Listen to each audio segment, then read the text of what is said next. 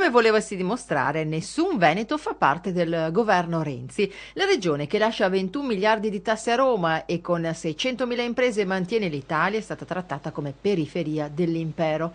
Anche se non facessimo il nome, si potrebbe intuire che a parlare è il governatore del Veneto, Luca Zaia, a commento della lista dei ministri da parte del nuovo Presidente del Consiglio. Come promesso un governo snello e come temuto nessun ministro veneto. Se poi i ministri veneti negli ultimi tempi abbiano potuto, siano riusciti a fare qualcosa per il Veneto, è tutta un'altra storia.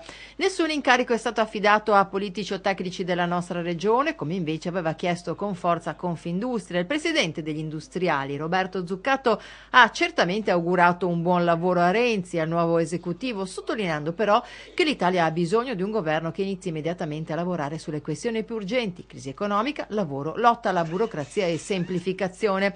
Ci aspettavamo forse qualcosa in più dalla composizione della squadra, ha concluso, ma ci sembra giusto concedere del tempo. Fatto sta che Matteo Renzi è il nuovo Presidente del Consiglio, alla guida di una squadra di 16 ministri, tra cui la metà esatta donne.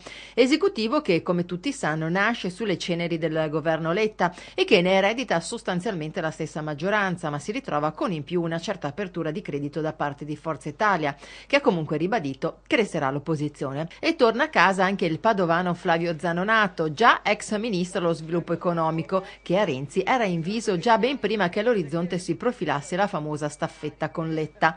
L'esecutivo dovrà ora superare lo scoglio del voto di fiducia. La prima parola spetterà lunedì all'Aula del Senato, dove la maggioranza è più risicata. Poi, martedì, toccherà alla Camera per un passaggio per lo più formale, visti gli ampi numeri su cui può contare il solo PD.